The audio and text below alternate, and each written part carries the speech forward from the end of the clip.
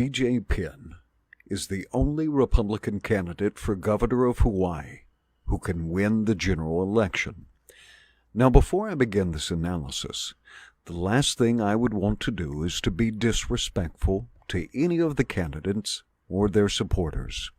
Mahalo to each and every one of you for getting involved and for standing up for Hawaii. It takes immense courage to run for public office in Hawaii as a Republican. There are real costs, both personal and professional. As past vice chair of the Hawaii Republican Party, I am personally familiar with how vicious the media and the political machine can be. I have immense respect for PENN, Duke Iona, Heidi Tsuneyoshi, Gary Corduroy, Judge Kahau, Lynn Mariano, and Paul Morgan. Whoever wins the nomination in the primary will need the enthusiastic support of the other candidates and their backers to overcome the Democratic political machine here in Hawaii.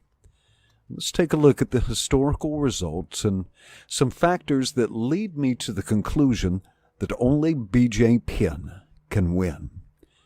Here are the past results of the governor's races. Now note, in 2018, we saw that Governor Ige set a high water mark for votes.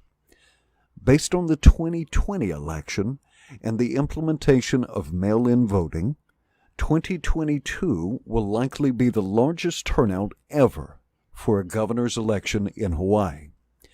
Now compare the amounts of votes that Lingle won in 2002 and 2006. Both totals were less than Ige's nearly 245,000 votes in 2018. Now if we take a look at Duke Iona's two races in 2010 and 2014, he was not able to come close to Lingle's totals. We should note that Mufi Hanneman ran as an independent in 2014, which likely diluted some of Iona's votes. Now, let me take a moment and to repeat my deep respect for Duke Iona. He served our state as a judge and a two-term lieutenant governor. From my private conversations with him, I find him to be a deep and careful thinker, committed to justice with a sincere love of our state. It has been 12 years since Iona has been in office.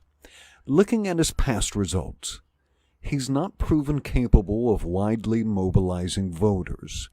And this is made worse by his extremely late entry into this year's governor's race. To have had a chance of winning, Iona would have needed to start last year. He's simply too late to overcome the huge machine that will likely be mobilized behind Josh Green. Now, to make this a little bit worse, Iona was largely absent from the 2020 election.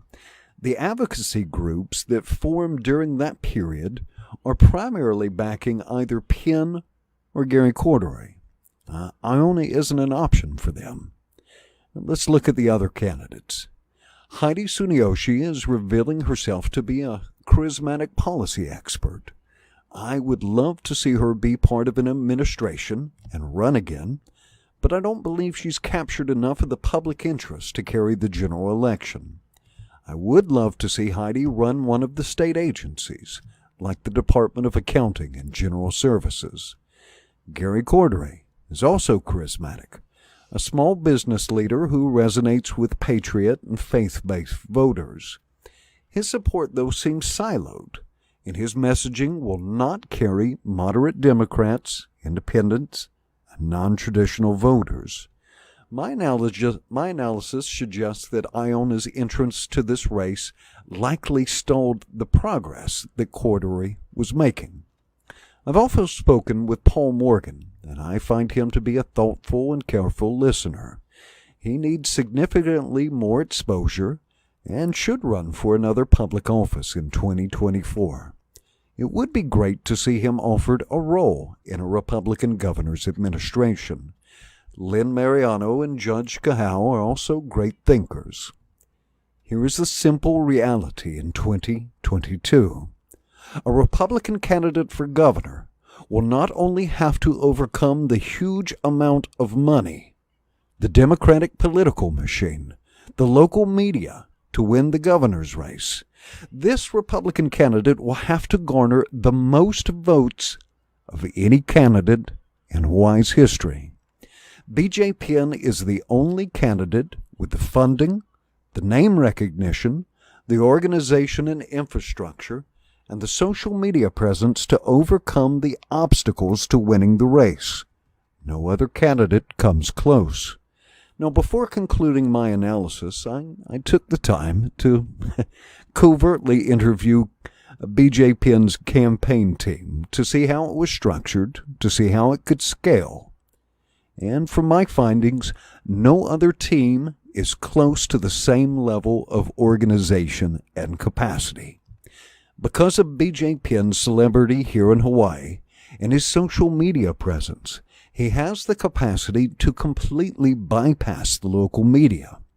Because of his status as one of the greatest fighters of all time, the national media will give him immense attention.